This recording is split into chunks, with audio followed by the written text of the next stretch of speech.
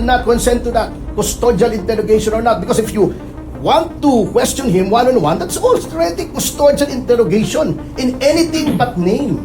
Huwag na tayong maglukuhan, Panyero. Tinatakot nyo lang kami. May question kayo, you're here. He's here now. You ask him. Tapos. Okay. Alright, thank you. Sige. Nagkaroon ng palitan ng diskurso sa pagitan nina Levi Baligod, Ferdinand Topacio at ng National Bureau of Investigation kaugnay ng kontrobersyal na alegasyon ng umano'y suhol na may kaugnayan sa multi-bilyong pisong flood control projects. Ngayong Huwebes, Marso 12, nagtungo sa tanggapan ng NBI ang 16 sa 18 nagpakilalang ex-Marines kasama ang kanilang abogado na si Atay Baligod bilang pagtugon sa subpoena na inilabas ng ahensya.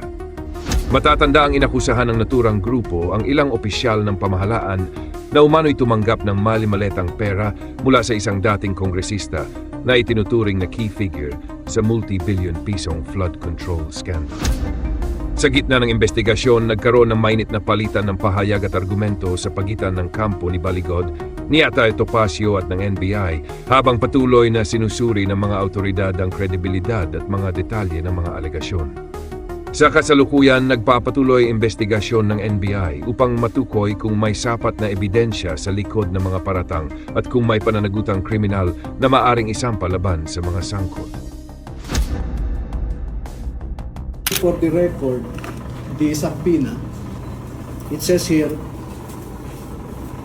to provide relevant information on the investigation being conducted by this Bureau in relation to the deputation to conduct background investigation and verification from the Office of the Ombudsman on the joint affidavit dated 23 February 2026 of Bernard Tube et al.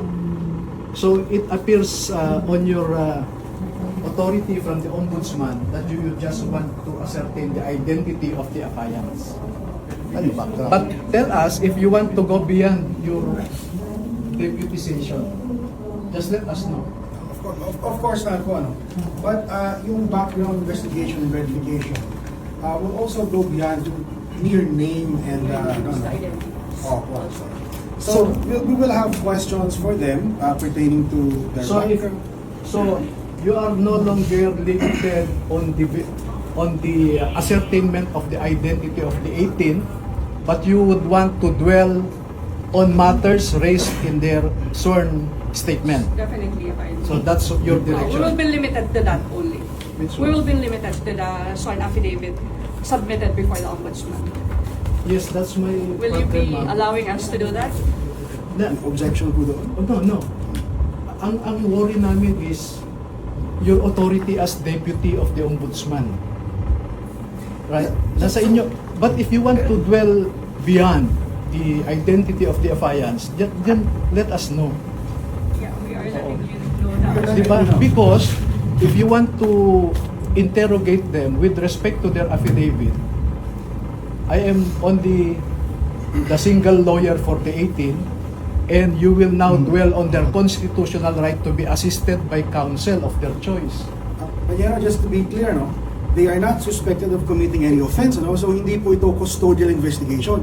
Let me repeat that this is not a custodial investigation, but it's the same. If you want to be present when your clients are interviewed, you are more than welcome to do so. Yes, because that is the source of our confusion, sir, no? Because no less than the head of your office is ubiquitous in media, already saying that 4 of the people are not in fact Marines, 8 of them were not in fact employed by Saldico, and he even said a lot more. Let me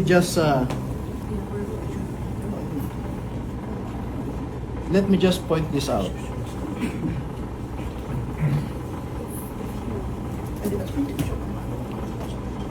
Okay, these are the pervasive assertions of the NBI director. 14 Marines, there are only 14 Marines. The rest are not. That's his allegation already. And he is citing intelligence information given to him.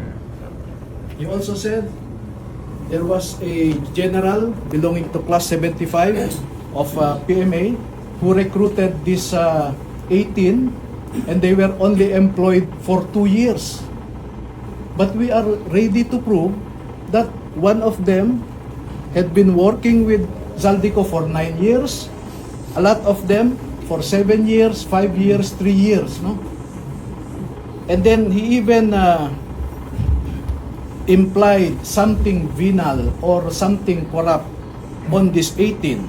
He said, these 18 have executed their affidavit because of economic reasons. Na wala daw silang trabaho at wala silang kita, hirap sa buhay. Next, may sinabi pa siya na we verified the flight detail of airtaxi.ph, and according to the certification given to us, there was no flight to Ilocos Norte between 2023 to 2025. But the affidavit says it was in 2022. Why did he skip the 2022? So, I think the director, and I'm sure you will follow what the director is saying, because I know, Attorney Raimundo, that you are very close to the new director. Okay? Sir. No. Let me just finish. No? So my concern as a party involved here is that you subpoenaed us to ascertain the identity of the 18. Now you are telling us you want to go beyond the identity of the affiants. So, under what authority are you trying to do that? Because you are limited by the deputation by the Ombudsman.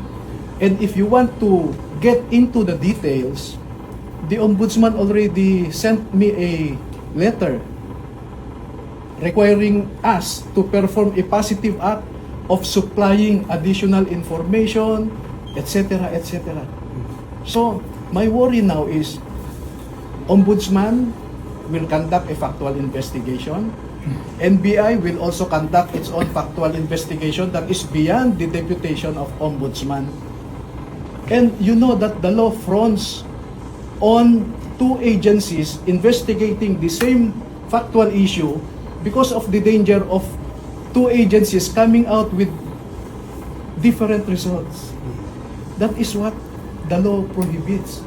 So that's why, with due respect, sir, Attorney Raimundo and ma'am, no? Let us limit our exercise now to conform with your subpoena. But if you want to dwell further, send us the proper subpoena so that we can also bring the affidavit, the pictures or videos attached to that affidavit, and some other evidence that you may require. But for now, I'm afraid that we cannot provide any answer to you that is beyond the identity of the 18. Thank you po. Thank you. Are you finished? Kasi let me just respond briefly. You know. Ma'am, may I just make a manifestation so you can respond to both of us Okay. at the same time? Go ahead. Attorney Raimundo, we are here lest anyone think that we have something to hide. That's why we are refusing. Let me give you the context. We are here out of respect to the National Bureau of Investigation as an institution. Thank you, sir. Nanggaling din po ako rito, the NBI is composed of men and women of high professionalism, integrity, and probity. However, due to political appointments at the very top, nawe-weaponize at nami-misemploy ang powers ng NBI, which is a highly revered institution. Ngayon ko lang nalaman kay Attorney Baligod na meron na palang subpoena o letter na inaanyayahan itong 18 na imbestigahan doon. This reinforces my belief na itong subpoena na ito at yung subpoena roon, dala-dalawa. Kayo, deputize sila, yung main source of the power, ay intended to harass and intimidate not only the 18 but my client and the other persons involved here as well. The fact that you are even telling us that they are going to be interrogated one by one in a room is already abuse. Because the limits of your power are only within the four corners of your deputization, as Attorney Levy correctly stated, ascertain the background. Now, if you want to ask my client here about his background, and I believe his background is fairly well known, you ask him now. We will not consent to any one-on-one. That those are tactics that everyone knows are intended to intimidate and scare witnesses. We will not consent to that, custodial interrogation or not, because if you want to question him one-on-one, that's already custodial interrogation in anything but name. Huwag na tayong maglukuhan, Panyero. Tinatakot nyo lang kami. May question kayo, you are here. He's here now. You ask him. Tapos. Okay. Okay. Alright, thank you. Sige. Let's respond to that. First off, let me just say na first of all, thank you for recognizing the integrity of the men and women in the NBI. So, you have our oath as lawyers and law enforcers that we are impartial. This is a fact-finding investigation. We will go where the evidence leads. Alright? Narinig na namin yan eh.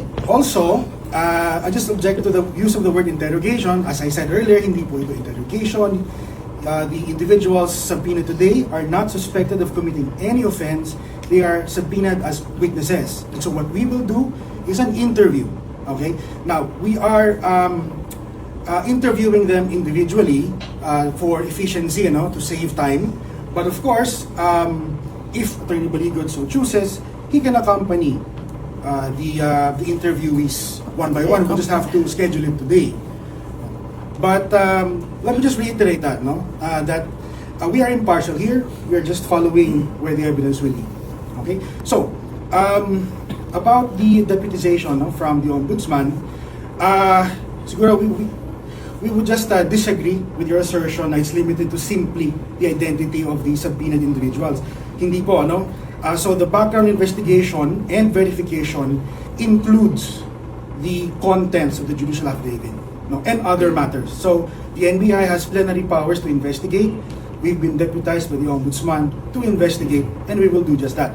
But if you're telling us that you're objecting to answering questions that pertain to the contents of the judicial affidavit and other matters, then that's noted po. But if it's still okay with you, we'll still proceed with the interview.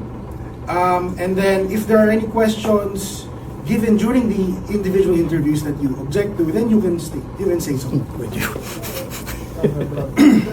Overbroad. Sige, banat. That's my point, sir,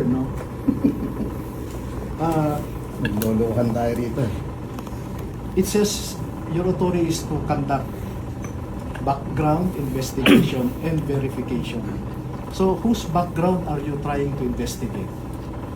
Isn't it that the affiant's background is the subject of the subpoena?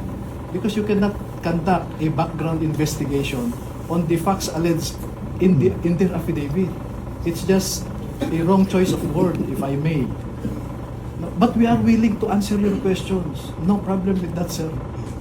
But as I said, I am also, as a lawyer, who believes in the integrity of the institutions that we must protect. What happens now if you will have your own factual report and Ombudsman will also have its factual report? We will submit our factual report to the Ombudsman. Exactly, sir. So why this duplicity in the exercise when Ombudsman itself also will conduct its own factual investigation? Sir, you're questioning the wisdom of the Ombudsman there. We are just following orders here. We've been instructed to conduct these interviews. That's what No, we sir. will do. I think it's too far. A conclusion that I am questioning the wisdom of the Ombudsman. What I'm just saying is, you sent us a subpoena, and we complied with your subpoena. We appeared here, believing that the purpose of the subpoena is to conduct background investigation. Had you informed us that you will dwell beyond the identity of the affiants, then we could have prepared also. Because I'm sure you will be asking, number one, where did these photos came from? Who took the photos? Where is the original of these photos stored in your computer equipment, right? Those will be your logical questions. Number two, who recruited you to execute your affidavit? Do you want to answer that now? Okay? Yeah, we are ready. No? Number three, you would want to say, is there anybody, were you paid to execute this affidavit? Those will be your questions. Diba?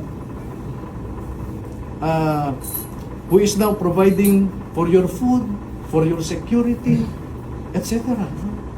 Since when were you employed with Zaldico? Who is this general belonging to class 75 that director had been saying recruited you? We are ready to answer all of those. With So, due sir, respect. what do you suggest so we can proceed to that point? Good questions. Maybe you can answer now. Yes, I can. If you want.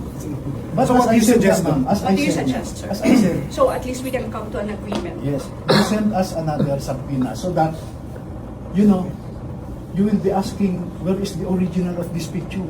They don't have it with them because they were not told to bring it with them. We can always issue another subpoena. No? Just because we issue the subpoenas for today does not Yes. mean we're precluded from issuing Right. one or two in the future. Exactly. So we can agree. For now, we can establish their identity. The director is saying 4 of them are not Marines. Are you ready with their identity documents, sir? Yes, even their serial number. All right. Oh, so That's good. yes, ma'am. So identity first, and then if you want to go further, send us subpoena so we can also be prepared to respond to your questions intelligently and promptly. Di ba? Kasi pag mag-question kayo ngayon, asan yung original nito? Eh, hindi namin So, dinala. sir, what do you exactly suggest so we can come to that agreement? Okay, ma'am. The wordings, exactly. If we want, we can work it out.